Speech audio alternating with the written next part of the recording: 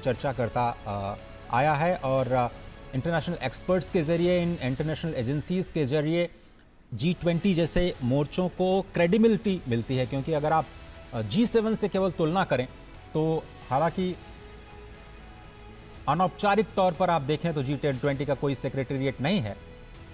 तो Asian development bank के president Masatsugu Asakawa, जिनका भारत मंडपम में आगमन हो चुका है। पहले मेहमान आज के G20 शिखर सम्मेलन 2023 में भारत की अध्यक्षता में भारत मंडपम में प्रवेश करते हुए एशियन डेवलपमेंट बैंक के अध्यक्ष।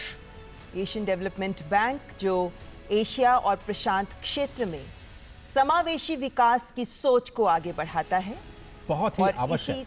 इसी सोच के तहत ये बैंक विभिन्न देशों को वित्त भी उपलब्ध कराता है और ये विकास को भी गति देता है। इन मायनों में एशिया के विकास के लिए एशियन डेवलपमेंट बैंक अपनी भूमिका लगातार बढ़ाता रहा है। बहुत बड़ी भूमिका 21वीं सदी, एशिया की सदी, और एशिया में फाइनेंस की जो समस्या है उसको दूर करने के लिए एडीबी ने महत्वपूर्ण भूमिका निभाई और कैसे इसको और सशक्त किया जाए, कैसे इसका बेहतर कैपिटलाइजेशन किया जाए, उस पर भी फोकस एडीबी का इस वक्त आप देख रहे हैं। भारत मंडपम के अंदर की तस्वीरें, जहां पर योग मुद्राएं भारत की संस्कृति और सभ्यता से हमारे विदेशी मेहमानों को परिचित कराते हुए नजर आएंगी। प्रधानमंत्री नरेंद्र मोदी औपचारिक रूप से इन सभी नेताओं का स्वागत करेंगे। एशियन डेवलपमेंट बैंक के प्रेसिडेंट मासात्सुगु असाकावा जो भारत मंडपम में प्रवेश कर चुके हैं और अब कुछ ही पलों में प्रधानमंत्री उनका औपचारिक स्वागत करेंगे। भारत मंडपम में जिस स्थान से हमारे राष्ट्राध्यक्ष, विभिन्न मेहमान गुजरेंगे, उन्हें फ्लैग्स के द्वारा झंडे लगाकर उनका स्वागत किया जा रहा है और भारत मंडपम की खूबसूरती से दो चार होते हुए ये सभी हमारे मेहमान मुख्य स्थल तक पहुंचेंगे। तो एशियाई क्षेत्र में इंफ्रास्ट्रक्चर डेवलपमेंट को बढ़ावा देने के लिए एडीबी की बहुत ही महत्वपूर्ण भूमिका है और भारत एक बहुत ही अहम हिस्सा इस। तो प्रधानमंत्री नरेंद्र मोदी इस वक्त एशियन डेवलपमेंट बैंक के प्रेसिडेंट मासात्सुगु असाकावा का स्वागत करते हुए, और यहां से जो सिलसिला शुरू हुआ है ये लगातार आगे बढ़ेगा। फाइनेंशियल स्टेबिलिटी बोर्ड, वित्तीय स्थिरता बोर्ड के अध्यक्ष क्लास नॉट भारत मंडपम में प्रवेश कर चुके हैं। 2021 से ही वे एफएसबी के अध्यक्ष रहे हैं। उन्हें एक लंबा अनुभव रहा है। वे यूरोपियन सेंट्रल बैंक के गवर्निंग काउंसिल के भी सदस्य हैं, जनरल काउंसिल के भी सदस्य हैं और वे आईएमएफ के बोर्ड ऑफ गवर्नर्स के भी सदस्य हैं। प्रधानमंत्री Narendra Modi financial stability board FSB के अध्यक्ष क्लास नॉट का स्वागत करते हुए। और एफएसबी बहुत इंपॉर्टेंट इसलिए क्योंकि आईएमएफ के साथ मिलकर के इन्होंने सिंथेसिस पेपर तैयार किया है। भारत ने जो अपनी प्रेसिडेंसी में क्रिप्टो को रेगुलेशन को लेकर के प्राथमिकता दिखाई, उस पर काफ़ी इंपॉर्टेंट। और इस वक्त अंतर्राष्ट्रीय श्रम संगठन आईएलओ के डायरेक्टर जनरल गिलबर्ट एफ हांगबो, जिनका प्रवेश हो चुका है, वे आईएलओ के 11वें डायरेक्टर जनरल हैं और वे पहले अफ्रीका महाद्वीप के नागरिक हैं जिन्हें ये पद मिला है। 2022 से ही वे इस पद पर आसीन हैं। अंतर्राष्ट्रीय श्रम संगठन के डायरेक्टर जनरल गिलबर्ट एफ हांगबो का स्वागत करते हुए प्रधानमंत्री नरेंद्र मोदी, और ये हैंडशेक बहुत कुछ बयां करता है। और G20 की अध्यक्षता में मिनिस्ट्रियल कम्युनिके और आउटकम डॉक्यूमेंट जो कि लेबर पर है उसको भी स्वीकार किया गया है। अंतर्राष्ट्रीय मुद्रा कोष आईएमएफ की मैनेजिंग डायरेक्टर क्रिस्टालिना जॉर्जिवा, जो वर्ल्ड बैंक की सीईओ भी रह चुकी हैं और 3 महीने के लिए इंटरिम प्रेसिडेंट भी वर्ल्ड बैंक ग्रुप की रह चुकी हैं। और कल हमने देखा कि जब इनका आगमन हुआ था हवाई अड्डे पर तो भारत की संस्कृति को देख वे बेहद आनंदित हो रही थी, स्वयं भी नृत्य में जुड़ रही थी। और इसी जोश और उत्साह के साथ अंतर्राष्ट्रीय मुद्रा कोष की मैनेजिंग डायरेक्टर क्रिस्टालिना जॉर्जिवा का प्रवेश भारत मंडपम में। अरे बड़ा ही इंपॉर्टेंट स्टेटमेंट इन्होंने दिया कल ही कि इंडिया जो है एक शाइनिंग एग्जाम्पल है in a world of facing many uncertainties and the robust economic growth is primarily rooted in the significant structural reforms that India have overtaken. प्रधानमंत्री नरेंद्र मोदी आईएमएफ के चीफ का स्वागत करते हुए और आईएमएफ की अध्यक्षता में बहुत सारे मुद्दों पर मंथन हुआ और भारत की प्रेसिडेंसी की जो प्राथमिकताएं हैं, आईएमएफ ने खुल करके उनका स्वागत किया और प्रेसिडेंसी को पूरा समर्थन आईएमएफ ने जताया है। आईएमएफ के कई सारे सिंथेसिस पेपर भी G20 लीडर्स की समीक्षा के लिए पहुंच चुके हैं। तो विभिन्न राष्ट्राध्यक्षों का पहुंचना जारी। संयुक्त राष्ट्र के सेक्रेटरी जनरल एंटोनियो गुटेरेस, जो इससे पहले United Nations high commissioner for refugees के कमिश्नर भी रह चुके हैं, 10 साल तक वे वंचित और संवेदनशील समूहों, उनके मुश्किलों को बहुत करीब से महसूस करते रहे हैं। ये ज्ञात रहे कि जब वो कमिश्नर फॉर रेफ्यूजीज थे, उस वक्त सीरिया, इराक, सूडान, यमन, इनके विस्थापितों का दर्द भी उन्होंने करीब से देखा है। वे पुर्तगाल के प्रधानमंत्री भी रह चुके हैं और सेक्रेटरी जनरल के तौर पर उन्होंने कई महत्वपूर्ण कार्य किए हैं, कई महत्वपूर्ण शुरुआत की हैं। और G20 की अध्यक्षता के लिहाज से यह समझना जरूरी है कि कल ही उन्होंने बड़ा बयान दिया कि यूनाइटेड नेशंस में भी रिफॉर्म के लिए वो तैयार हैं। यूनाइटेड नेशंस के चीफ के तौर पर यह बड़ा बयान भारत की प्रेसिडेंसी में आना और भारत की प्रेसिडेंसी को समर्थन देना यूनाइटेड नेशंस की तरफ से एक बड़ा बयान। तो प्रधानमंत्री नरेंद्र मोदी इस वक्त सेक्रेटरी जनरल एंटोनियो गुटेरेस का स्वागत करते हुए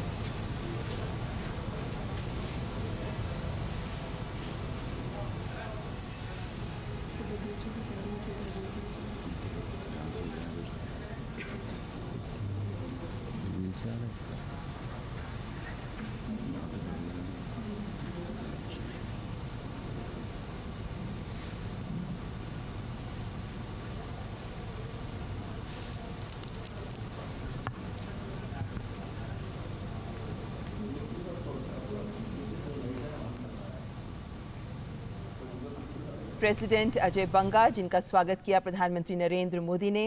वे पहले श्वेत व्यक्ति हैं जिन्हें आईएमएफ और वर्ल्ड बैंक दोनों की अध्यक्षता उन्होंने संभाली है। और महत्वपूर्ण बात कि उनका बिजनेस वर्ल्ड में भी काफ़ी महत्वपूर्ण अनुभव रहा है, जिसके बाद वे फिलहाल वर्ल्ड बैंक के प्रेसिडेंट और इस वक्त विश्व स्वास्थ्य संगठन WHO के director general doctor Tedros Adhanom Ghebreyesus, पहले डायरेक्टर जनरल जो अफ्रीकन रीजन से WHO के डायरेक्टर जनरल बने। उन्हें मलेरिया पर अनुसंधानकर्ता के रूप में विश्व में पहचाना जाता है और डायरेक्टर जनरल बनने से पहले वे वैश्विक स्वास्थ्य से भी जुड़े रहे हैं। Global fund to fight AIDS, malaria, tuberculosis के भी वे अध्यक्ष रहे हैं। और जिस वक्त कोविड महामारी ने पूरे विश्व को जकड़ लिया था, उस वक्त उनकी अध्यक्षता में WHO ने महत्वपूर्ण कार्य किए और इस स्थिति में विश्व के समक्ष एक महत्वपूर्ण उदाहरण भी प्रस्तुत किया। विश्व स्वास्थ्य संगठन के director general doctor Tedros Adhanom Ghebreyesus. G20 की अध्यक्षता में वन हेल्थ अप्रोच पर एक बड़ा फोकस और WHO की इसमें बहुत ही महत्वपूर्ण भूमिका। वर्किंग ग्रुप की हम बात करें तो भारत की अध्यक्षता में global initiative on digital health, इसको अडॉप्ट किया गया है। वो लीडर्स के समिट के दौरान उसे रखा जाएगा और अगर उसको समर्थन मिलता है तो ये विश्व के स्वास्थ्य को और ज़्यादा समावेशी बनाने के लिए और ज़्यादा एक्सेसिबल बनाने के लिए और ज़्यादा अफोर्डेबल बनाने के लिए बहुत बड़े मील का पत्थर साबित होगा। प्रधानमंत्री नरेंद्र मोदी WHO के director general doctor Tedros Adhanom Ghebreyesus का स्वागत करते हुए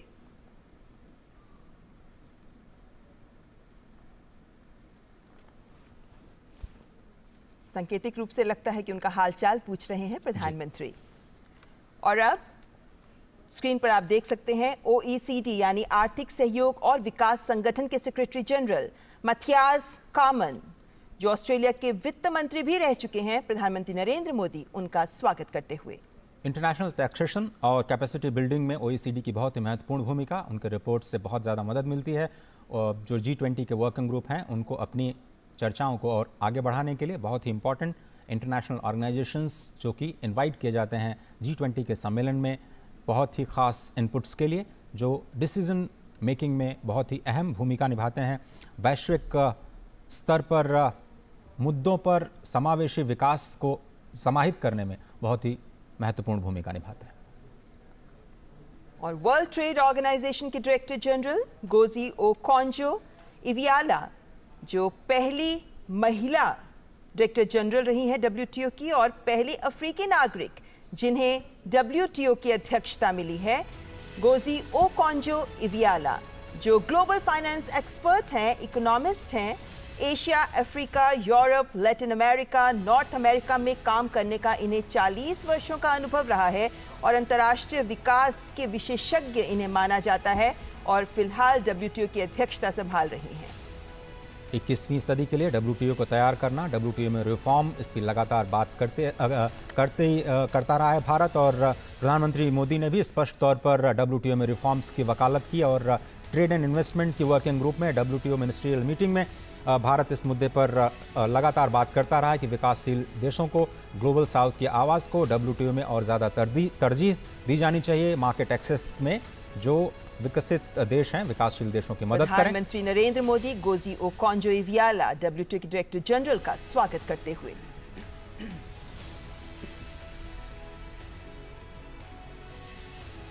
इस वक्त अंतर्राष्ट्रीय संगठनों के अध्यक्ष जिनका आगमन हो रहा है और अफ्रीकन यूनियन, अफ्रीकी संघ के अध्यक्ष, कोमोरोस के राष्ट्रपति अजाली असुमानी इस वक्त मंडपम में प्रवेश करते हुए अफ्रीकी संघ, जिसको इस शिखर सम्मेलन में सदस्यता मिल सकती है, प्रधानमंत्री नरेंद्र मोदी अफ्रीकी संघ के अध्यक्ष अजाली असुमानी का स्वागत करते हुए। और जिस तरीके से गले लगकर गर्मजोशी के साथ हैंडशेक किया जा रहा है, ये बताती है कि अफ्रीकी संघ को G20 शिखर सम्मेलन में सदस्यता मिलने के आसार पूरे हैं। बिल्कुल, ये बड़ी खबर आ सकती है दिल्ली डिक्लेरेशन के बाद कि अफ्रीकन यूनियन को शामिल किया गया है। बहुत ही इंपॉर्टेंट स्टेटमेंट शायद दिल्ली से निकल सकता है। अभी तक अंतर्राष्ट्रीय संगठनों के अध्यक्ष जिनका स्वागत हो रहा था और अब आमंत्रित देशों के प्रतिनिधि और अध्यक्ष, राष्ट्राध्यक्ष जिनका स्वागत करेंगे प्रधानमंत्री नरेंद्र मोदी। और इस वक्त स्क्रीन पर आप देख सकते हैं ओमान के उप प्रधानमंत्री सईद असाद बिन तारिक अल सईद, जिनका आगमन मंडपम में। ओमान की कैबिनेट में सुल्तान के बाद दूसरे सबसे वरिष्ठ अधिकारी उप प्रधानमंत्री ही होते हैं और ऐसे में अपने देश ओमान का G20 में आमंत्रित देश के तौर पर प्रतिनिधित्व कर रहे हैं ओमान के उप प्रधानमंत्री। अतिथि देवो भव की अवधारणा को जमीन पर उतारते हुए भारत मंडपम में G20 की अध्यक्षता और शिखर सम्मेलन से ठीक पहले सबसे पहले अंतर्राष्ट्रीय संस्थान और उसके बाद अतिथि राष्ट्र, उनका स्वागत, ये हमारी परंपरा और बहुत ही इम्पॉर्टेंट इन अतिथि देशों का G20 की बैठकों में शामिल होना, एक ग्लोबल इम्पॉर्टेंस उनके लिए। तो प्रधानमंत्री नरेंद्र मोदी ओमान के उप प्रधानमंत्री सईद असाद बिन तारिक अल सईद का स्वागत करते हुए फॉर्मल फोटो ऑप और आमंत्रित देशों की फहरिस्त में बांग्लादेश की प्रधानमंत्री शेख हसीना, जिनका आगमन हो गया है। बांग्लादेश हमारा बेहद करीबी पड़ोसी देश। कल ही प्रधानमंत्री की बांग्लादेश के साथ द्विपक्षीय वार्ता भी हुई और शेख हसीना, प्रधानमंत्री शेख हसीना और प्रधानमंत्री नरेंद्र मोदी के बीच इस द्विपक्षीय वार्ता में पीपल टू पीपल कॉन्टैक्ट को बढ़ाना, कमर्शियल लिंकेजेस को बढ़ाना, कनेक्टिविटी को बढ़ाने पर बातचीत हुई। प्रधानमंत्री नरेंद्र मोदी बांग्लादेश के प्रधानमंत्री शेख हसीना का औपचारिक स्वागत करते हुए। पड़ोसी देशों के साथ भारत सदा ही अपने रिश्तों को प्रगाढ़ करने में जुटा रहता है और ऐसे में बांग्लादेश, जिनसे हम सीमाएं साझा करते हैं, हमारा एक महत्वपूर्ण पड़ोसी देश। और अब मॉरिशस के प्रधानमंत्री प्रविंद जुगन्नाथ स्क्रीन पे आप देख सकते हैं। इजिप्ट के राष्ट्रपति अब्देल फतेह अल सीसी, इजिप्ट जहां पर भारत अपने बहुत ही करीबी रिश्ते साझा करता है और राष्ट्रपति अब्देल फतेह अल सीसी भारत के साथ अपने रिश्तों को प्रगाढ़ करने के लिए कई महत्वपूर्ण कदम उठा चुके हैं। बहुत इंपॉर्टेंट, और आपको ध्यान होगा कि प्रधानमंत्री ने हाल ही में इजिप्ट की यात्रा भी की और दोनों देशों और ऐतिहासिक यात्रा, कई सालों के बाद कोई भारत का प्रधानमंत्री इजिप्ट की यात्रा पर गया और बहुत ही गर्मजोशी के साथ उनका स्वागत किया गया। और मुझे लगता है कि वहीं पे इनविटेशन प्रधानमंत्री ने दिया और इस वक्त तस्वीरें आपकी स्क्रीन पर। प्रधानमंत्री नरेंद्र मोदी इजिप्ट के राष्ट्रपति अब्देल फतेह अल सीसी का स्वागत करते हुए, हैंडशेक करते हुए। कोणार्क के सूर्य मंदिर से प्रभावित ये दृश्य। और इस भारत बात का मंडपम के अंदर। विशेष ख्याल रखा गया है कि जब ये औपचारिक फोटो ऑप हो रहा हो तो भारत की संस्कृति की इस अमूल्य धरोहर का भी एक उदाहरण विश्व के सामने रहे। और इस वक्त मॉरिशस के प्रधानमंत्री प्रविंद जुगन्नाथ मंडपम में प्रवेश कर चुके हैं। मॉरिशस के साथ भी भारत की कल द्विपक्षीय वार्ता हुई। प्रधानमंत्री नरेंद्र मोदी ने मॉरिशस के प्रधानमंत्री के साथ द्विपक्षीय वार्ता की और इस वक्त दोनों देशों के कूटनीतिक संबंधों के 75 वर्ष का जश्न भी मनाया जा रहा है। और द्विपक्षीय वार्ताओं में भी फिनटेक, ढांचागत विकास, सांस्कृतिक आदान प्रदान पर भी जोर रहा, क्योंकि मॉरिशस पहला ऐसा देश है अफ्रीकी महाद्वीप का जिसके साथ सेपा भी एग्रीमेंट पर भी आगे हम बढ़ चुके हैं, इसको भी हम साझा करते हैं। तो दोनों देशों के बीच के रिश्ते बेहद महत्वपूर्ण। भारतीय मूल के कई नागरिक मॉरिशस में अपने कारोबारी संबंधों को आगे बढ़ाते हुए स्पष्ट तौर पर नजर आते हैं और मॉरिशस को टैक्स ट्रीटीज के लिहाज से भारत के संदर्भ में काफ़ी महत्वपूर्ण देश के रूप में देखा जाता है। तो प्रधानमंत्री नरेंद्र मोदी मॉरिशस के प्रधानमंत्री प्रविंद जगन्नाथ का स्वागत करते हुए विभिन्न देशों के राष्ट्राध्यक्ष जिनका आगमन इस वक्त भारत मंडपम में जारी है, और नीदरलैंड्स के प्रधानमंत्री मार्क रूट, नीदरलैंड्स जो आमंत्रित देशों की फहरिस्त में शामिल है, और नीदरलैंड्स के साथ भारत का आदान प्रदान महत्वपूर्ण स्तर पर होता रहता है।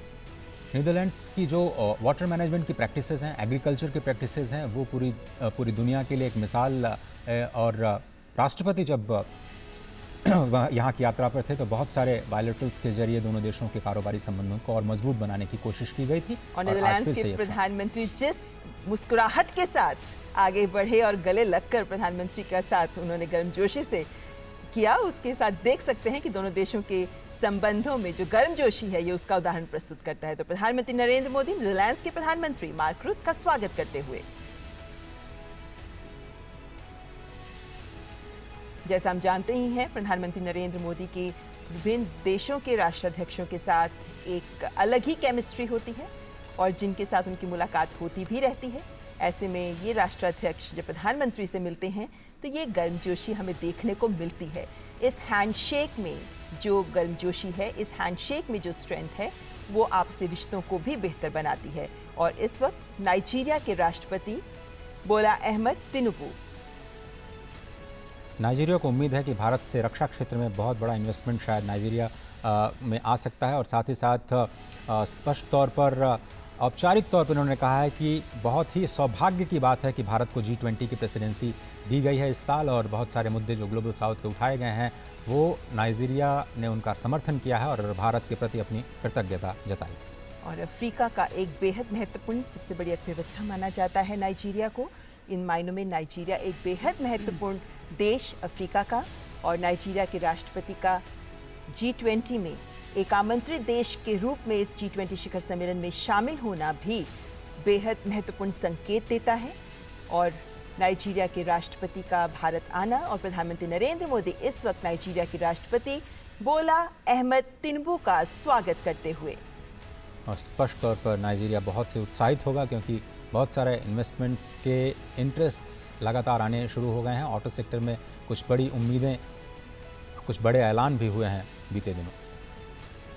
सिंगापुर के प्रधानमंत्री ली शिएन लूंग, और हम जानते हैं कि सिंगापुर के प्रधानमंत्री के साथ प्रधानमंत्री नरेंद्र मोदी बहुत बेहतर केमिस्ट्री रखते हैं, और ऐसे में सिंगापुर के प्रधानमंत्री का भी एक आमंत्रित देश के तौर पर G20 शिखर सम्मेलन में शामिल होना स्वाभाविक है।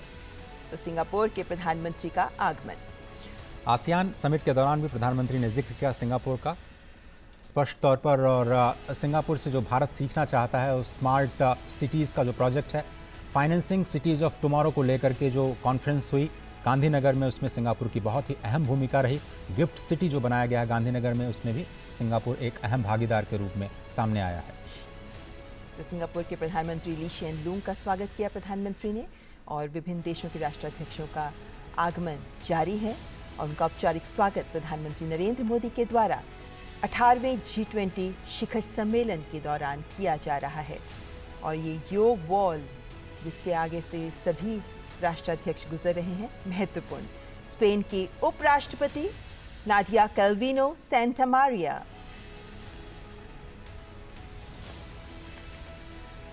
हम जानते हैं कि स्पेन यूरोपीय संघ का हिस्सा है और स्पेन के साथ भारत के संबंध बेहतर हैं, और ऐसे में स्पेन की उपराष्ट्रपति और उनके चेहरे पर खिली मुस्कुराहट ये बयां करती है कि इस शिखर सम्मेलन में आमंत्रित देश के तौर पर शामिल होना स्पेन इसे महत्वपूर्ण मानता है। दोनों देशों के बीच स्किल्ड वर्कफोर्स के आदान प्रदान को लेकर के काफ़ी ज़्यादा उत्सुकता दिखाई दे रही है और स्पष्ट तौर पर जो G20 में बातचीत चल रही है, लेबर फोर्स के किसी भी तरह के मूवमेंट को बढ़ावा देने के लिए जो एक आम सहमति, एक वैश्विक सहमति बनाई जाए, उसमें भारत और स्पेन दोनों ही देशों को फायदा होने की उम्मीद। प्रधानमंत्री नरेंद्र मोदी स्पेन की उपराष्ट्रपति नाडिया कैल्विनो सेंटामारिया का स्वागत करते हुए हैंडशेक करते हुए।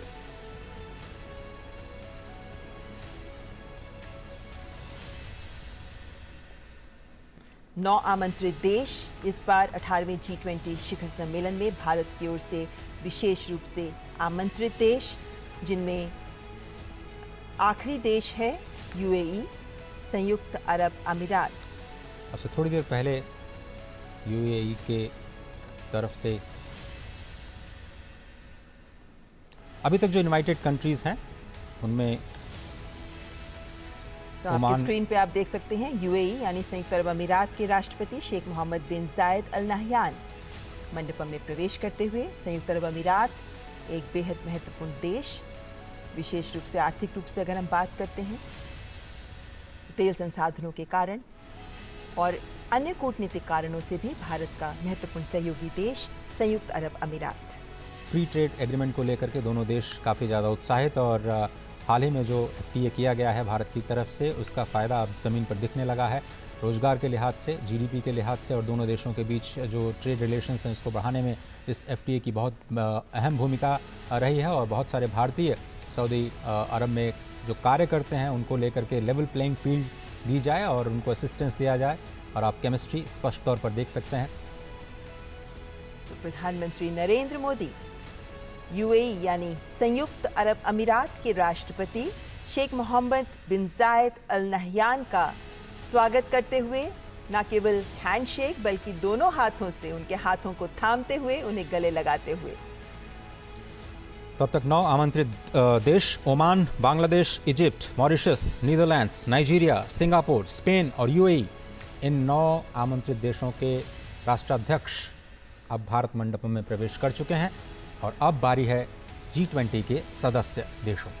हम जानते हैं कि G20 के सदस्य देशों में भारत समेत 19 देश और साथ में यूरोपीय संघ शामिल है, और इन विभिन्न देशों के राष्ट्राध्यक्षों का भी अब एक एक कर प्रधानमंत्री नरेंद्र मोदी स्वागत करेंगे। हालांकि अभी फ्रांस के राष्ट्रपति इमैनुअल मैक्रों का भारत आगमन का इंतज़ार है, लेकिन बाकी सभी राष्ट्राध्यक्ष भारत पहुंच चुके हैं। तो इन सभी का स्वागत करेंगे प्रधानमंत्री नरेंद्र मोदी, और भारत मंडपम अपनी पूरी खूबसूरती के साथ इस वक्त मौसम की भी खूबसूरती को समेटे हुए यहाँ अपने विदेशी मेहमानों का आर्थिक मामलों की मंत्री राकेल बुएनरोस्ट्रो सैंचेज। मेक्सिको को विकासशील देशों की एक सशक्त आवाज़ के रूप में देखा जाता है और एग्रीकल्चर को लेकर के जो वहाँ पे बेस्ट प्रैक्टिसेस हैं उनसे सीखने की कोशिश पूरी दुनिया करती रही है। एग्रीकल्चर वर्किंग ग्रुप में भी मेक्सिको की अहम भूमिका रही है। किस तरह से खाद्य सुरक्षा को लेकर के जो खाद की कीमतों में हमने उछाल देखा कोविड के दौरान, रशिया यूक्रेन क्राइसिस के दौरान, उसमें कैसे सभी लोग मिलकर के फूड सिक्योरिटी की जो समस्या है उस पर आम राय, आम सहमति बना पाएँ, उसमें मेक्सिको ने एक अहम योगदान दिया। और स्पष्ट तौर पर G20 के सदस्य देश के रूप में भारत और मेक्सिको के न केवल द्विपक्षीय संबंध बल्कि G20 के मंच पर भी इन दोनों देशों का विकासशील देश के तौर पर अपने विचारों को रखना काफ़ी अहम। तो मेक्सिको की आर्थिक मामलों की मंत्री राकेल बुएनरोस्ट्रो सैंचेज का स्वागत करते हुए प्रधानमंत्री नरेंद्र मोदी। मेक्सिको के राष्ट्राध्यक्ष का ही G20 शिखर सम्मेलन में आना था, लेकिन स्वास्थ्य कारणों से वे नहीं आ पाए, तो मेक्सिको का प्रतिनिधित्व कर रही वहां के आर्थिक मामलों की मंत्री तो G20 के सदस्य देशों के राष्ट्राध्यक्षों का और प्रतिनिधियों का इस वक्त आना जारी है और भारत मंडपम में उनका औपचारिक स्वागत किया जा रहा है। भारत मंडपम जो 18वें G20 शिखर सम्मेलन का केंद्र। भारत मंडपम जहां से उम्मीद की जा रही है कि दिल्ली घोषणा पत्र एक मजबूत आवाज ग्लोबल साउथ के देशों की बनकर उभरेगा। यहां से एक ऐसी दिशा दी जाएगी जिससे विश्व समावेशी विकास और मानव कल्याण की ओर कदम बढ़ाएगा। G20 शिखर सम्मेलन भारत की अध्यक्षता में नया अध्याय लिख पाएगा, इस बात की भी उम्मीद की जा रही है। जिस सोच को विभिन्न working groups, Sherpa track, finance track में भारत ने आगे रखा, जिस जनभागीदारी के संदेश को सामने रखते हुए एक्शन ओरिएंटेड चर्चाओं पर भारत का जोर रहा, जिस तरीके से विभिन्न देशों के बीच सहमति बनाने की लगातार प्रयास किए जाते रहे, संवेदनशील मुद्दों पर भी एकमत होने की प्रयास रहे, वो ये भी दिखाता है कि दिल्ली घोषणा पत्र में जब वो कल सामने आएगा तो जो महत्वपूर्ण बिंदु रहेंगे वो भारत के उद्घोष को तो सामने रखेंगे ही, लेकिन साथ ही विश्व को भी नया संदेश, नई दिशा दे पाएंगे। क्योंकि ये संदेश जो इस भारत मंडपम से निकलेगा, ये संदेश पूरे विश्व के कल्याण और पूरे विश्व के विकास के संदेश के साथ जुड़ा हुआ होगा। वसुधैव कुटुंबकम ये थीम एक सर्वसमावेशी थीम, तभी भारत एक पृथ्वी, एक कुटुंब, एक भविष्य की बात कर रहा है और इसीलिए इन्हीं विभिन्न मुद्दों पर सहमति बनाने के प्रयास इस भारत मंडपम में कुछ ही पलों बाद शुरू हो जाएंगे, जब औपचारिक स्वागत के बाद पहला सत्र एक पृथ्वी का आगाज होगा। और जैसा कि आप जानते हैं कि प्रधानमंत्री नरेंद्र मोदी ने जब से अध्यक्षता संभाली, उनका पहला फोकस यही रहा कि G20 के पूरे उत्सव को लोगों के साथ जोड़ा जाए और वैश्विक जो चुनौतियां हैं उनके लिए एक सशक्त मंच तैयार किया जाए, जिसमें सभी की आवाज़ सुनी जाए, सभी के विचारों को एक मंच दिया जाए और एक साझा समाधान निकालने की कोशिश की जाए। ये तस्वीरें बहुत ही महत्वपूर्ण, जिसका जिक्र लगातार हम सुबह से कर रहे हैं। भारत मंडपम के ठीक आगे नटराज की भव्य मूर्ति भारत के सांस्कृतिक उद्भव और जिसको हम कहते हैं कि सभ्यता और संस्कृति की एक पावन धारा के रूप में जो भारत अपने आप को, भारत जिसका नाम ही है कि जहाँ पर लोग ज्ञान प्राप्त करने में प्रयासरत रहते हैं, और इसीलिए भारत मंडपम इस शब्द को भी बार बार रेखांकित करने का प्रयास किया जा रहा है। ये भव्य और दिव्य तस्वीरें आपको प्रगति मैदान में स्थित नए भारत मंडपम से सीधे हम आपके लिए ख़ास तौर पर लेकर के आए हैं, जहां पर अब से थोड़ी ही देर बाद G20 शिखर सम्मेलन 2023 भारत की अध्यक्षता में शिखर सम्मेलन यानी लीडर्स अब दिल्ली डिक्लेरेशन पर अपनी अंतिम मुहर लगाएंगे। कौन से मुद्दे, कौन सी प्राथमिकताएं जो भारत ने रखी, जिन पर वैश्विक सहमति बनती है, पूरी दुनिया की निगाहें इस वक्त टिकी हुई हैं, क्योंकि प्राथमिकताएं बहुत बड़ी भारत की ओर से। अर्जेंटीना के राष्ट्रपति एल्बर्टो फर्नांडिस 2018 में जब अर्जेंटीना ने G20 की अध्यक्षता की तो उस वक्त फूड सिक्योरिटी को एक मुद्दा बनाया। शायद किसी को नहीं पता होगा कि उसके बाद कोविड और उसके बाद रशिया और यूक्रेन क्राइसिस के बाद फूड इनसिक्योरिटी दुनिया के लिए सबसे बड़ी चुनौती बन जाएगा। लेकिन आज भारत ने ज़बरदस्त लीडरशिप का परिचय दिया। Fuel crisis, food crisis, fertiliser crisis, 3F की जो क्राइसिस है उसको सेंटर में रखते हुए वार्ताओं के जरिए कैसे इस संकट का एक साझा हल निकाला जाए, पुरजोर कोशिश की भारत ने अपनी ओर से। तो प्रधानमंत्री नरेंद्र मोदी अर्जेंटीना के राष्ट्रपति एल्बर्टो फर्नांडिस का स्वागत करते हुए, अर्जेंटीना जो भारत के साथ कई विभिन्न समूहों में मंच साझा करता है और इस वक्त G20 शिखर सम्मेलन में प्रधानमंत्री नरेंद्र मोदी अर्जेंटीना के राष्ट्रपति का स्वागत करते हुए, अर्जेंटीना जिसके साथ हमारा व्यापार कई उत्पाद के तहत आगे बढ़ता है, और इस वक्त ऑस्ट्रेलिया के प्रधानमंत्री Anthony Norman Albanese sustainable, balanced and inclusive global economic growth के लिए ऑस्ट्रेलिया की आवाज़ बहुत ही महत्वपूर्ण। ऑस्ट्रेलिया ने एक ओपन ग्लोबल इकोनॉमी और rule based multilateral trading system का समर्थन किया है, जिस पर भारत के प्रेसिडेंसी का सबसे बड़ा फोकस रहा है कि जो 20वीं सदी के संस्थान हैं उनको 21वीं सदी के लिए कैसे तैयार किया जाए। खुले तौर पर ऑस्ट्रेलिया ने समर्थन किया है कि जो रिफॉर्म्स हैं मल्टीलेटरल इंस्टीट्यूशंस का होना चाहिए, उस पर कई सारे पेपर्स आ चुके हैं। भारत की ओर से इंडिपेंडेंट एक्सपर्ट ग्रुप ने अपनी पहली रिपोर्ट भी सौंप दी है। दूसरी रिपोर्ट शायद अक्टूबर में आएगी, जिसका असर आने वाले दिनों में आपको प्रेसिडेंसी के दौरान दिखाई दे सकता है। एक बड़ी पहल ऑस्ट्रेलिया ने जिसका भरपूर समर्थन किया। प्रधानमंत्री नरेंद्र मोदी ऑस्ट्रेलिया के प्रधानमंत्री एंथनी नॉर्बन एल्बनीजी का स्वागत करते हुए।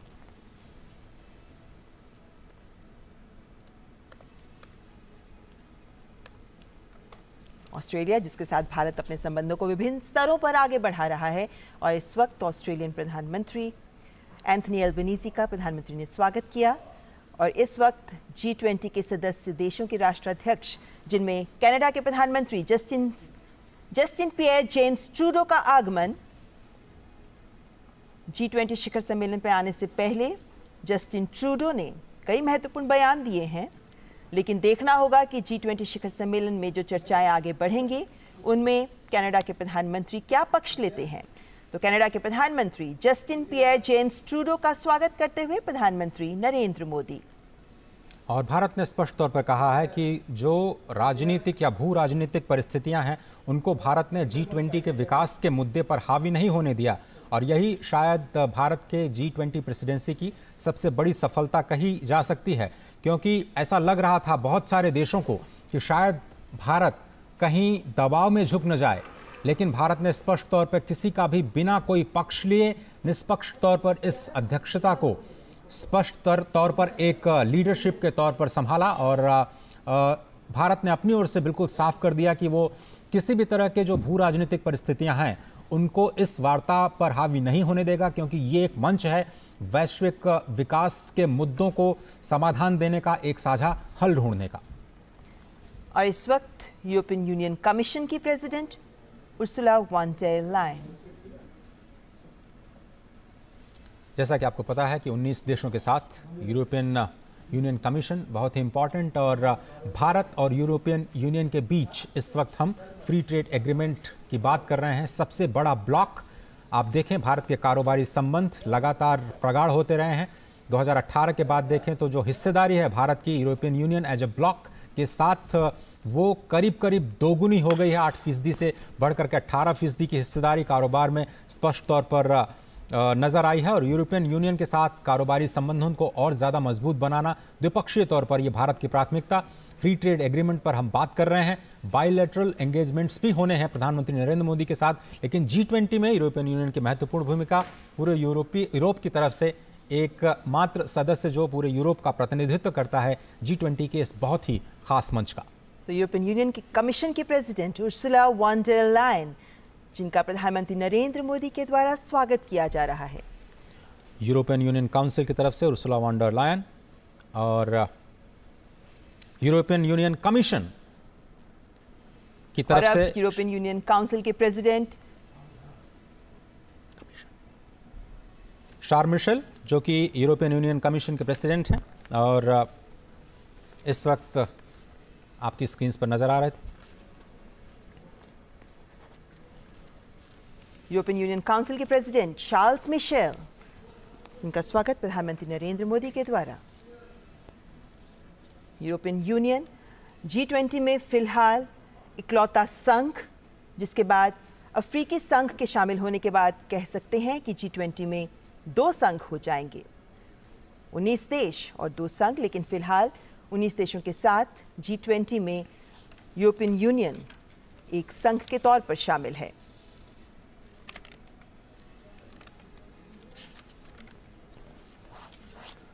जैसा कि आपको पता है कि भारत की प्राथमिकताएं बहुत स्पष्ट हैं, इंक्लूसिव डेवलपमेंट को बढ़ावा देना है, और ये G20 की प्राथमिकताओं में शामिल।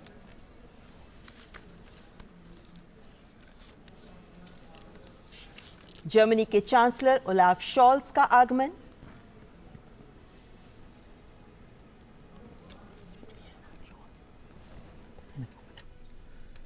G7 में जर्मनी की बहुत महत्वपूर्ण भूमिका और G7 के मंच पर जब प्रधानमंत्री नरेंद्र मोदी गए थे तो स्पष्ट तौर पर उनका भव्य स्वागत किया गया था और वहाँ पर जो क्लाइमेट जस्टिस को लेकर के आवाज़ें उठी थीं उसको जर्मनी का भरपूर समर्थन मिला था।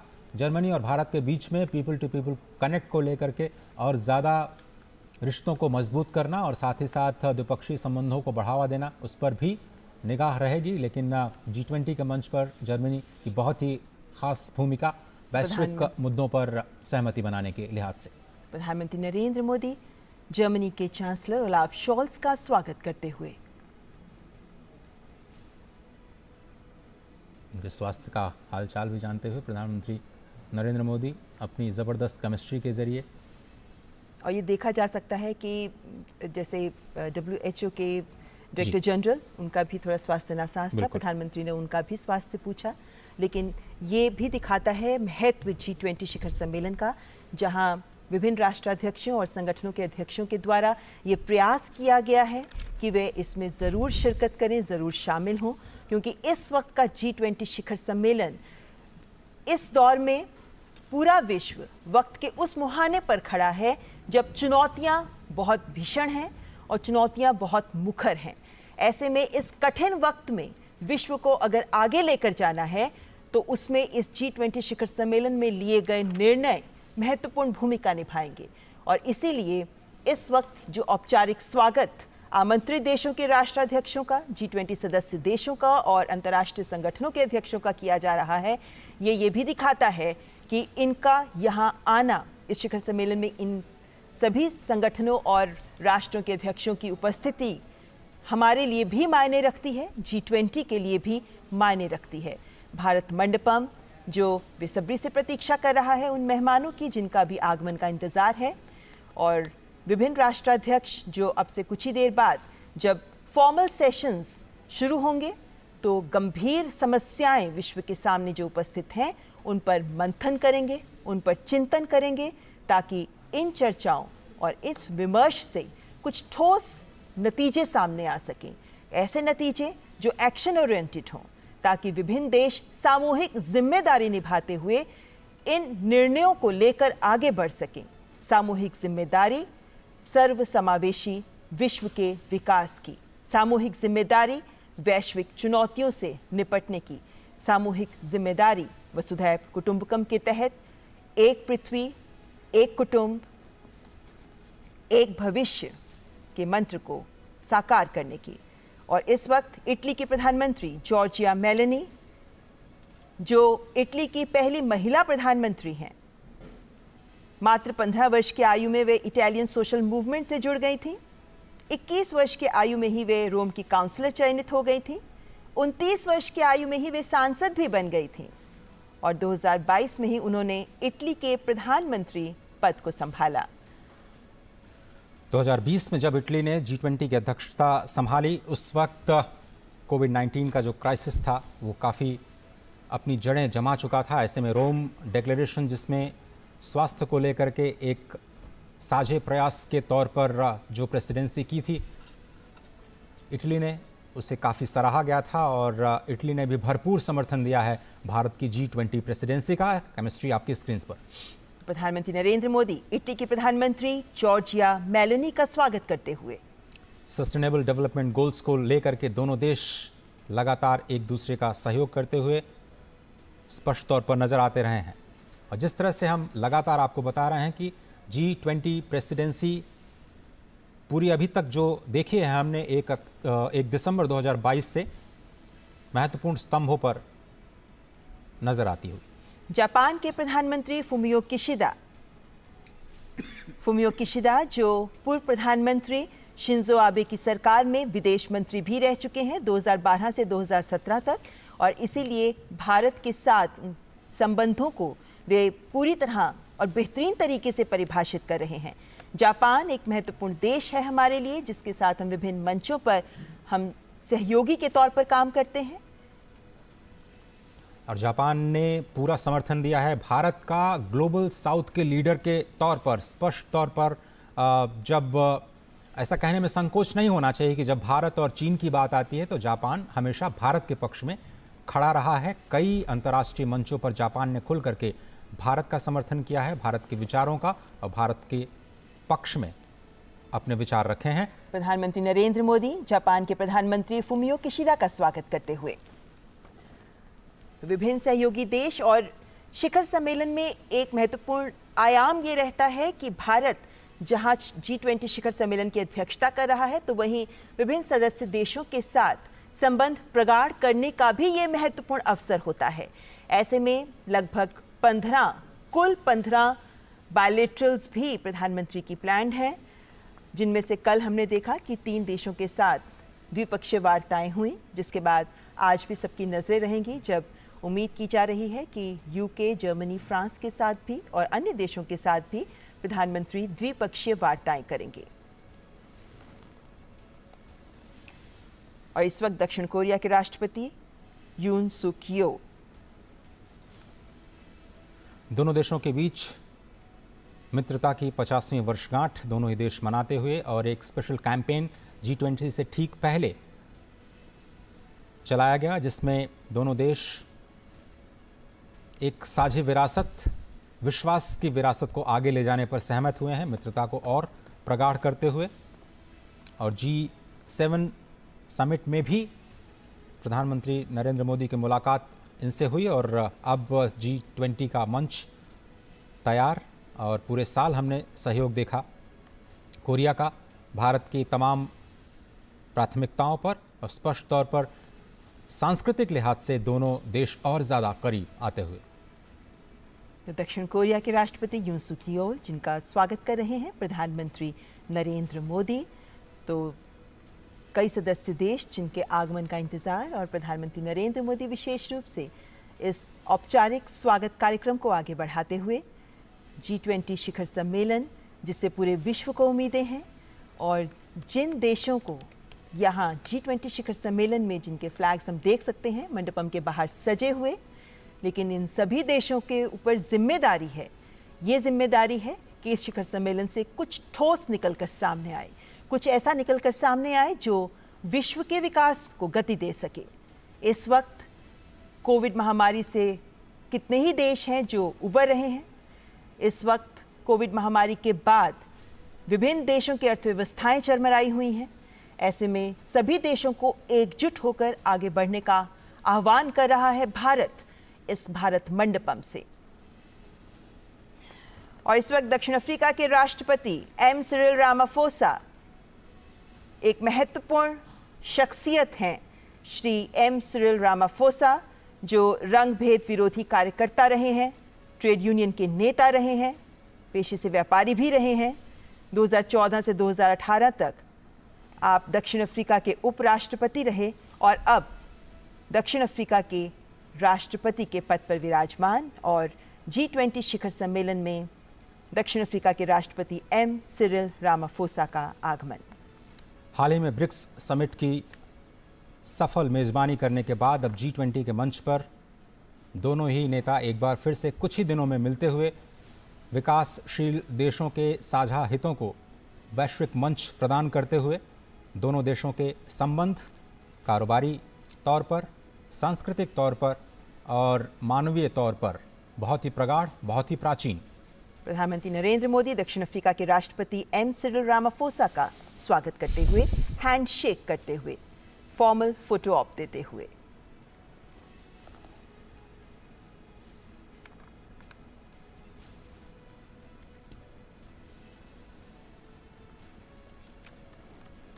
भारत मंडपम की खूबसूरती इस मौसम में देखते ही बनती है, विशेषकर रात के वक्त जब ये रोशनी से जगमगा उठता है, तब ये उम्मीद की जाती है कि ये रोशनी पूरे विश्व को रोशन करेगी। और ऐसे में आज जब मौसम भी बेहद सुहावना है, ये दिखाता है कि दिल्ली मौसम के साथ भी तैयार है अपने गणमान्य अतिथिगण का स्वागत करने के लिए। ये विभिन्न देशों के राष्ट्राध्यक्ष जो शक्तिशाली नेता हैं और ये विभिन्न राष्ट्र जो वैश्विक अर्थव्यवस्था में शक्तिशाली राष्ट्र के रूप में विराजमान हैं, इन सभी राष्ट्रों का और राष्ट्राध्यक्षों का एक ही मंच पर आज उपस्थित होना महत्वपूर्ण संकेत। और इस वक्त तुर्की के राष्ट्रपति रिसेप तैयप एर्दोआन का भारत मंडपम में आगमन। 2003 से 2014 तक आप तुर्की के प्रधानमंत्री रहे हैं। इससे पहले आप इस्तांबुल के मेयर भी रहे हैं और अब तुर्की के राष्ट्रपति के तौर पर महत्वपूर्ण जिम्मेदारी निभाते हुए और G20 के मंच पर अपने देश को प्रस्तुत करते हुए। तुर्की ने 2015 में G20 की अध्यक्षता संभाली थी और उस वक्त इंक्लूसिवनेस, इन्वेस्टमेंट और इम्प्लीमेंटेशन के 3I के इर्द गिर्द पूरी की पूरी प्रेसिडेंसी तुर्की की थी। और भारत की प्रेसिडेंसी में इंक्लूसिव एक पहला एजेंडा जिसको कहा जा सकता है और एक्शन ओरिएंटेड जो हमारा अंतिम एजेंडा है जिसको आप इम्प्लीमेंटेशन के साथ जोड़ सकते हैं। तो दोनों ही प्रेसिडेंसी में काफ़ी समानता दिखाई देती हुई और बहुत ही। और 2015 में जब तुर्की की अध्यक्षता में G20 शिखर सम्मेलन हुआ था तब W20 विमेन 20 का भी एंगेजमेंट ग्रुप जिसका निर्माण किया गया था, जिसका गठन किया गया था और वहीं से महिला विमर्श के मुद्दों को भी आगे बढ़ाया गया, जिससे पहले G20 में कोई महिलाओं के मुद्दे पर विमर्श का अलग से कोई समूह नहीं था। तो तुर्की के राष्ट्रपति रिसेप तैयप एर्दोआन का स्वागत करते हुए प्रधानमंत्री नरेंद्र मोदी। इंक्लूसिवनेस की जब भी बात होती है महिलाओं की भागीदारी बहुत ही महत्वपूर्ण। और इस वक्त आप देख सकते हैं यूनाइटेड किंगडम के प्रधानमंत्री ऋषि सुनक का आगमन भारत मंडपम में। भारतीय मूल के पहले व्यक्ति जो यूनाइटेड किंगडम के प्रधानमंत्री पद तक पहुंचे हैं, पहले ब्रिटिश एशियन जिन्होंने पद संभाला है। और आप पहले राजकोष के चांसलर भी रह चुके हैं, ट्रेजरी के मुख्य सचिव भी रहे देश में और अब यूनाइटेड किंगडम के प्रधानमंत्री पद को संभालते हुए ऋषि सुनक, हमने देखा कि कल जैसे ही वे हवाई जहाज से उतरे उन्होंने सबसे पहले प्रणाम किया और इस वक्त प्रधानमंत्री नरेंद्र मोदी गर्मजोशी के साथ गले मिलते हुए ऋषि सुनक के साथ और हैंडशेक करते हुए औपचारिक स्वागत। G20 का समर्थन और सबकी निगाहें होंगी भारत यूके FTA वार्ता पर जो कि बहुत ही फाइनल स्टेज में है और दोनों नेता इसको अंतिम रूप दे सकते हैं। पूरी दुनिया की निगाहें इस पर होंगी कि भारत यूके FTA को लेकर के दोनों देश कैसे आगे बढ़ते हैं और G20 के सभी मुद्दों पर समर्थन करते हुए ऋषि सुनक स्पष्ट तौर पर खुले तौर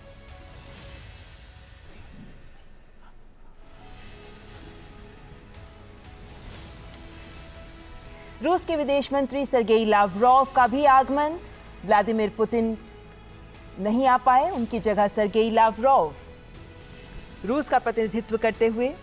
रूस एक शक्तिशाली देश जिसकी आवाज G20 शिखर सम्मेलन में महत्वपूर्ण रहेगी, बहुत ही महत्वपूर्ण रहेगी और शायद पूरी दुनिया ये देखना चाहेगी कि रूस का क्या रुख रहा है भारत की प्राथमिकताओं को लेकर के और भारत की प्रेसिडेंसी में जो रशिया के कंसर्न्स हैं फूड सिक्योरिटी के मोर्चे पर या दूसरे जियोपॉलिटिकल टेंशन के मोर्चे पर उसको फाइनल डिक्लेरेशन में किन शब्दों में परिभाषित किया जाएगा, क्योंकि यही वो पैराग्राफ होगा रशिया यूक्रेन क्राइसिस को लेकर के जिसमें सभी लोग ये पढ़ना चाहेंगे, रीड बिटवीन द लाइंस करना चाहेंगे कि क्या कुछ भारत की प्राथमिकताओं में शामिल रहा है। और अगर हम बाली डिक्लेरेशन की बात करें तो भारत का कहना है कि हम इस मुद्दे को बाली डिक्लेरेशन में जो अडॉप्ट किया गया था नेताओं के द्वारा उसको वहीं पर छोड़ना चाहते हैं और G20 की प्रेसिडेंसी में भारत विकास के मुद्दों को शामिल करना चाहता है, उस पर फोकस करना चाहता है, क्योंकि ये एक इकोनॉमिक फोरम है।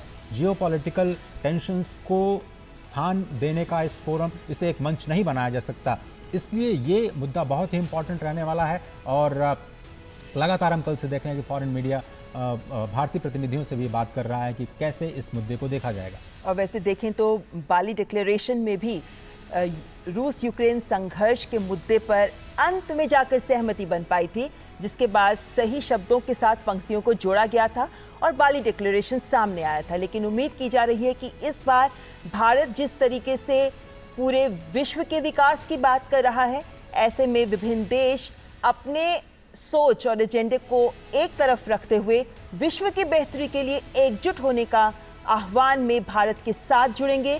इस बात की उम्मीद की जा रही है क्योंकि भारत भी लगातार जब से भारत ने अध्यक्षता संभाली है, भारत इन प्रयास में लगा रहा है कि विभिन्न देशों की अलग अलग आवाज़ों को कैसे एक साथ एक मत किया जाए और ऐसे में विभिन्न देशों को चर्चाओं में भी साथ जोड़ने का प्रयास भारत का रहा है। और इस वक्त जाहिर है कि रूस के विदेश मंत्री क्योंकि पहुंच चुके हैं, उसके बाद जब चर्चाओं में वे शिरकत करेंगे तो रूस यूक्रेन संघर्ष का मुद्दा दिल्ली डिक्लेरेशन में किन शब्दों के साथ रखा जाता है, किस हद तक जगह मिल पाती है, उस पर सहमति बनाने पर भारत का और विभिन्न देश जो भारत के साथ इस मुहिम में जुटे हुए हैं कि इस दिल्ली डिक्लेरेशन को फाइनल किया जाए और सही तरीके से भारत विश्व के विकास को लेकर जो आवाज बुलंद कर रहा है, ग्लोबल साउथ के हितों को साथ लेकर आगे बढ़ने की बात कर रहा है, उसको साथ मिल सके और सार्थक तरीके से उसे दिल्ली घोषणा पत्र में शामिल किया जा सके, इसका प्रयास भारत तथा अन्य देश भी G20 शिखर सम्मेलन में कर रहे हैं, क्योंकि कहीं ना कहीं ये जिम्मेदारी सभी देशों पर आती है कि अपनी सोच, अपने स्वार्थ को दरकिनार करते हुए इस वक्त विश्व की बेहतरी के लिए, विश्व कल्याण के लिए सोचें और आगे बढ़ें, ताकि कुछ ठोस एक्शन ओरिएंटेड एजेंडे सामने आ सके। तो भारत नहीं चाहता कि G20 को मंच बनाया जाए इस तरह की भू राजनीतिक जो टिप्पणियां हैं उसको लेकर के। बहुत सारे देशों ने ये कोशिश की दबाव बनाने की कि रशिया को लेकर के भारत की प्रेसिडेंसी की ओर से दबाव बनाया जाए। भारत ने दो टूक मना कर दिया कि ये एक विकास से संबंधित मुद्दों पर विचार विमर्श करने का मंच है और इसको कूटनीतिक मसलों के लिए इस्तेमाल नहीं किया जा सकता और भारत कम से कम ऐसा नहीं करने देगा। बहुत सारे मुद्दों पर ज़रूर बात हुई और अंत तक ये मुद्दा हमने अपनी प्राथमिकता में शामिल रखा कि जो विकास के मुद्दे हैं वो कहीं पीछे न रह जाएं। और इस वक्त ट्रॉयका देशों के राष्ट्राध्यक्ष, जिनमें इंडोनेशिया के राष्ट्रपति जोको विदोदो का भारत मंडपम में आगमन, इंडोनेशिया जो पहले अध्यक्ष रहा है ट्रॉयका, यानी वे 3 देश ट्रॉयका में शामिल होते हैं जिससे अध्यक्षता भारत ने ली और जिसे भारत अध्यक्षता देगा, यानी ब्राजील। और इस वक्त इंडोनेशिया के राष्ट्रपति जोको विदोदो का आगमन हो चुका है। आसियान समिट के दौरान प्रधानमंत्री नरेंद्र मोदी ने इंडोनेशिया की अध्यक्षता का पूरा समर्थन किया और G20 के लिए समर्थन की बात की। आसियान के मोर्चे पर भी उस मंच पर भी उन्होंने G20 के प्राथमिकताओं का जिक्र किया और उन्होंने कहा कि ये सदी एशिया की है, ये सदी हम सब की है और इसलिए जो free and open Indo Pacific है उस पर फोकस करना आसियान क्षेत्र को बहुत ही आवश्यक। और ये ट्रॉयका बड़ा ही इम्पॉर्टेंट, पहली बार ऐसा हो रहा है G20 के इतिहास में कि 3 विकासशील देश लगातार 3 सालों तक, अगर आप साउथ अफ्रीका, दक्षिण अफ्रीका को शामिल कर लें तो लगातार 4 सालों तक ग्लोबल साउथ या विकासशील देशों की आवाज़ के तौर पर ये प्रेसिडेंसी उन मुद्दों को आगे बढ़ाती रहेगी। और इसलिए कहा जा रहा है कि जो भारत अपनी G20 प्रेसिडेंसी में जो लेगेसी छोड़ेगा, जिन मुद्दों पर बात आगे बढ़ी है, वो अगले 2 से 3 सालों में और ज़्यादा मजबूत होती हुई नजर आएंगी। एक मजबूत आधार ज़रूर भारत ने तैयार कर दिया है। और विभिन्न कार्य समूहों की बैठकों पर अगर नज़र डालें, विभिन्न आउटकम डॉक्यूमेंट्स पर भी अगर नज़र डालें तो ये पाते हैं कि हर वर्किंग ग्रुप में, एंगेजमेंट ग्रुप में, या अगर हम स्टैक्स की बात करते हैं तो भारत ने हर जगह ये कोशिश की है कि कुछ नया, कुछ बेहतर, कुछ अधिक बेहतर स्तर देकर एंगेजमेंट ग्रुप्स और वर्किंग समूहों के दौरान कुछ आउटकम्स बेहतर सामने आए। ऐसे में स्टार्टअप 20 की शुरुआत करना या फिर महिलाओं के मुद्दों पर वर्किंग ग्रुप की घोषणा करना, कुछ महत्वपूर्ण और ठोस पहल के माध्यम से भारत ये सुनिश्चित कर रहा है कि सभी वर्गों का, सभी देशों का कल्याण हो सके। और अपनी अध्यक्षता में भारत जिस व्यापक स्तर पर भारत ने आयोजन किए हैं, जिस व्यापक स्तर पर सभी देशों को शामिल किया है, वो ये दिखाता है कि भारत एक अलग आयाम दे रहा है G20 शिखर सम्मेलन को। और इस वक्त ब्राजील के राष्ट्रपति लुइस इनासियो लुला दा सिल्वा, ब्राजील जो भारत से अध्यक्षता ग्रहण करेगा, भारत के बाद ब्राजील G20 शिखर सम्मेलन का अध्यक्ष होगा। ऐसे में ट्रॉयका के तहत ब्राजील के राष्ट्रपति लुइस इनासियो लुला दा सिल्वा भारत मंडपम में आगमन। ब्रिक्स के साझे सदस्य के तौर पर भारत और ब्राज़ील लगातार प्रतिनिधित्व करते रहे हैं एशिया का और विकासशील देशों का। ब्रिक्स के मंच के ज़रिए ही दोनों देशों को एक सशक्त आवाज़ भी समझा जाता है विकासशील देशों की, और इसलिए कहा जा रहा है कि जो ट्रॉयका है बहुत ही इम्पॉर्टेंट है। भारत से प्रेसिडेंसी अब ब्राज़ील को सौंपी जाएगी और कल शाम इसकी औपचारिक घोषणा की जाएगी। प्रधानमंत्री नरेंद्र मोदी ब्राज़ील को आधिकारिक तौर पर G20 2023-24 की अध्यक्षता सौंपेंगे और इसके हालांकि ये सितंबर, यदि कल डिक्लेरेशन किया जाएगा, ट्रांसफ़र किया जाएगा प्रेसिडेंसी, उसके बाद भी भारत की ओर से काम जारी रहेगा 30 नवंबर तक। 1 दिसंबर से ऑफिशियली ये प्रेसिडेंसी जारी और विकासशील देशों को मुद्दों को प्राथमिकताओं के तौर पर ज़रूर शामिल किया जाएगा। पूरे विश्व को यही उम्मीद। तो ब्राजील के राष्ट्रपति लुइस इनासियो लुला दा सिल्वा का स्वागत करते हुए प्रधानमंत्री नरेंद्र मोदी।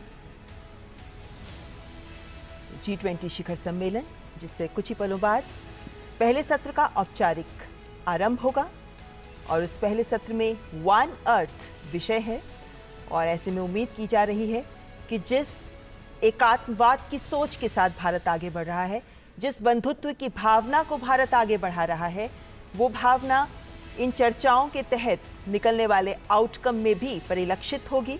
इस बात का अंदाजा, इस बात की उम्मीद लगातार की जा रही है और ऐसे में विभिन्न राष्ट्राध्यक्षों का भारत मंडपम में आगमन और उसके बाद पहले सत्र में उनका शामिल होना ये उम्मीद जताता है कि कुछ सार्थक चर्चा, सार्थक विमर्श निकलकर सामने आएगा।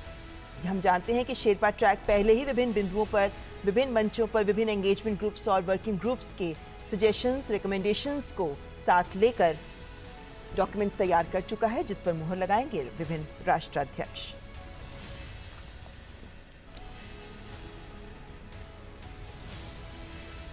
भारत मंडपम में विभिन्न देशों के राष्ट्राध्यक्षों का आगमन जारी। प्रधानमंत्री नरेंद्र मोदी कर रहे हैं औपचारिक स्वागत और इस औपचारिक स्वागत के बाद फोटो ऑप के बाद शुरुआत होगी पहले सत्र की। और चीन के प्रधानमंत्री ली चियांग का स्वागत करते हुए प्रधानमंत्री नरेंद्र मोदी। चीन जो G20 शिखर सम्मेलन के विभिन्न मंचों पर, विभिन्न चर्चाओं में कुछ मुद्दों पर सवाल उठाता रहा है, लेकिन उम्मीद की जा रही है कि जो आउटकम डॉक्यूमेंट आएगा उसमें एकमत, सहमति मिल पाएगी। भारत के वित्त मंत्री के साथ चीन के जो समकक्ष हैं वित्त मंत्री, उनकी मुलाकात गांधीनगर में हुई थी और उसके बाद ये उम्मीदें अब उठने लगी हैं कि चीन बहुत सारे मुद्दों पर शायद भारत का समर्थन कर सकता है, भारत की प्रेसिडेंसी का समर्थन कर सकता है। देखना होगा कि विकास के मुद्दों पर किस तरह से, फूड सिक्योरिटी के मुद्दे पर, डेट रेजोल्यूशन के मुद्दे पर चीन का क्या रुख रहता है और भारत की प्रेसिडेंसी में जो प्राथमिकताएं तय की गई हैं, चाहे वो मल्टीलेटरल इंस्टीट्यूशंस का रिफॉर्म हो या फिर सस्टेनेबल डेवलपमेंट गोल्स की समीक्षा करना हो, क्योंकि शायद वो सबसे बड़ी चुनौती है। 2030 तक प्रधानमंत्री मोदी ने कहा कि इस वक्त हम मध्य में खड़े हैं जब इसकी समीक्षा करना बहुत ज़रूरी है। किसी को पता नहीं था कि रशिया यूक्रेन क्राइसिस और कोविड जैसी दो संकटों से पूरी दुनिया का सामना होगा और उसका असर SDGs के जो लक्ष्य हैं उन पर स्पष्ट तौर पर दिखाई देगा। ऐसे में अब रिकवरी की तरफ वर्ल्ड का पूरे विश्व का फोकस जो है वो अब जाता हुआ और इस रिकवरी को कैसे और ज़्यादा स्ट्रांग बनाया जाए, कैसे इंक्लूसिव बनाया जाए, उस पर लगातार भारत की प्रेसिडेंसी ने काम किया है और उसका नतीजा आज और कल की लीडरशिप समिट के दौरान पूरी दुनिया को दिखाई देगा। इस वक्त जो 18वां G20 शिखर सम्मेलन का आयोजन हो रहा है, ये उस दौर में हो रहा है जब विश्व कोविड महामारी से बाहर निकल रहा है। बहुत से देश ऐसे हैं जो अभी कोविड महामारी से उबर रहे हैं। ऐसे में जो चुनौतियां सबके सामने हैं, खासतौर पर विकासशील देशों के सामने, हालांकि G20 हमेशा से एक आर्थिक मंच रहा है, लेकिन पिछले कुछ वर्षों में अन्य महत्वपूर्ण मुद्दे भी इसके साथ जुड़ गए हैं और उसी के चलते इस बार के G20 शिखर सम्मेलन को भारत ने नए आयाम देने का प्रयास किया है। और ये भारत मंडपम के दृश्य जो सीधे आप तक पहुंच रहे हैं, ये भारत मंडपम जिसमें अब से कुछ ही पलों के बाद, औपचारिक स्वागत के बाद कुछ ही पलों बाद पहले सत्र का शुभारंभ हो जाएगा और जिसमें गंभीर विमर्श, गंभीर चिंतन सामने आ सकता है। भारत इस वक्त इस बात को सुनिश्चित कर रहा है कि सभी देश एकजुट हों।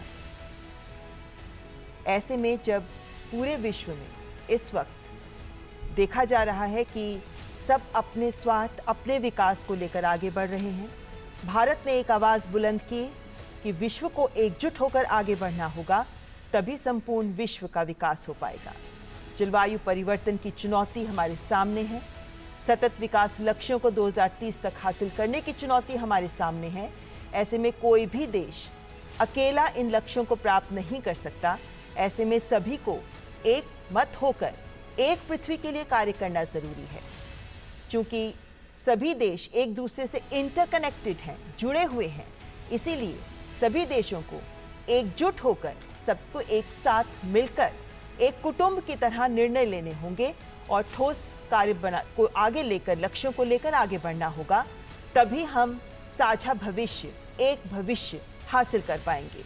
जो चुनौतियां हमारे सामने हैं, चाहे उसमें हम विश्व शांति की बात करें, विश्व की समृद्धि की बात करें, विश्व कल्याण की बात करें और उन देशों की बात करें जिन्हें अभी तक विश्व नजरअंदाज करता आया है, उन सबको अगर आगे लेकर जाना है, विश्व को वाकई विकास करना है, तो भारत ने इसे परिभाषित किया है कि सबको सामूहिक जिम्मेदारी लेते हुए मिलकर आगे बढ़ना होगा। सीधे तस्वीरें आप देख रहे हैं और औपचारिक स्वागत का कार्यक्रम अब समाप्त हो चुका है। G20 शिखर सम्मेलन 2023 अब अपने पहले सत्र की ओर धीरे धीरे कदम आगे बढ़ाता हुआ, जहां वन अर्थ पर चर्चा होनी है।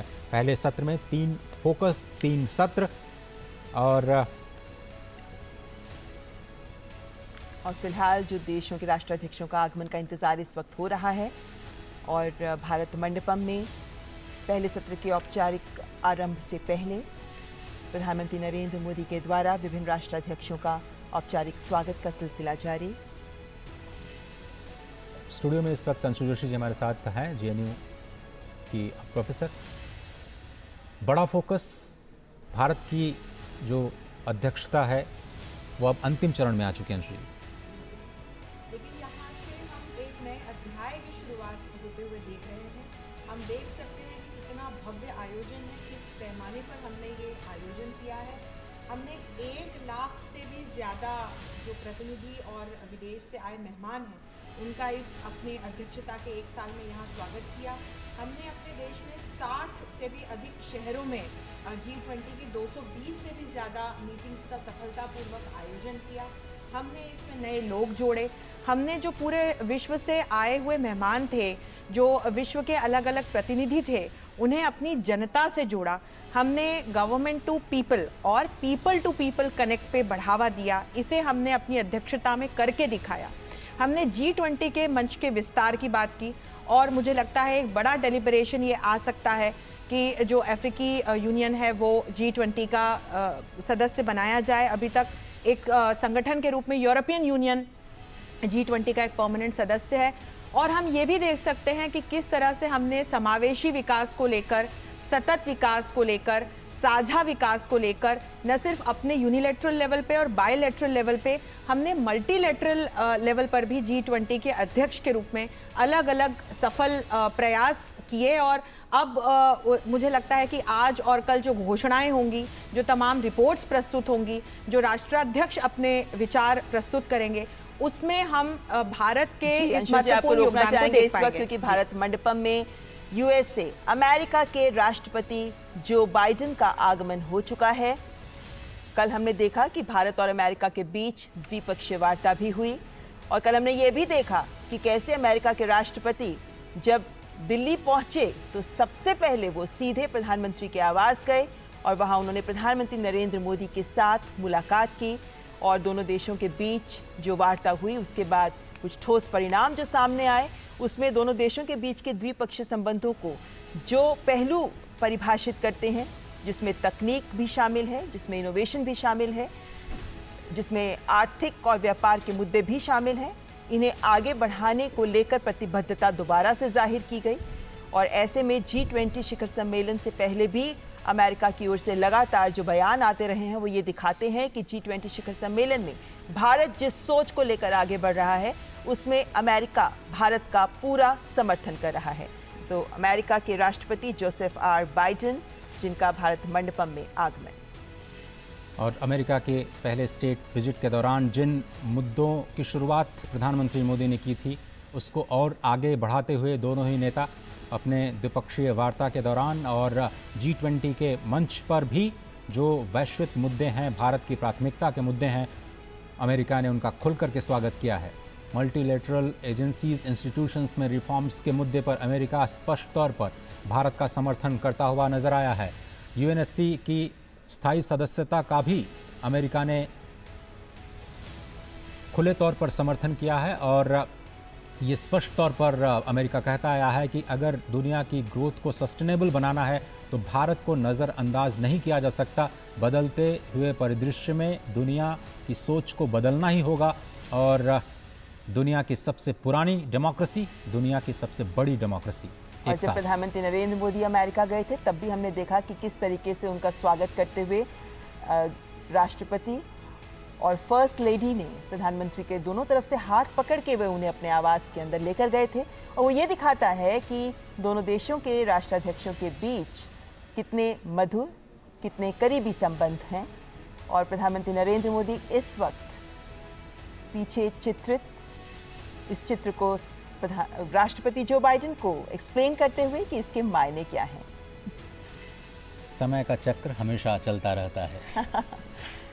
एक सांकेतिक बयान कह सकते हैं इसे, लेकिन हाँ, प्रधानमंत्री नरेंद्र मोदी जिस तरीके से हमारे देश की संस्कृति में गौरव महसूस करते हैं और इसको सबके सामने रखते हैं, वो ये दिखाता है कि भारत जैसा सांस्कृतिक रूप से समृद्ध और विविध देश विभिन्न मंचों पर इस समृद्ध भारत की विरासत को प्रदर्शित करना महत्वपूर्ण है, क्योंकि ये भी भारत की एक ताकत है।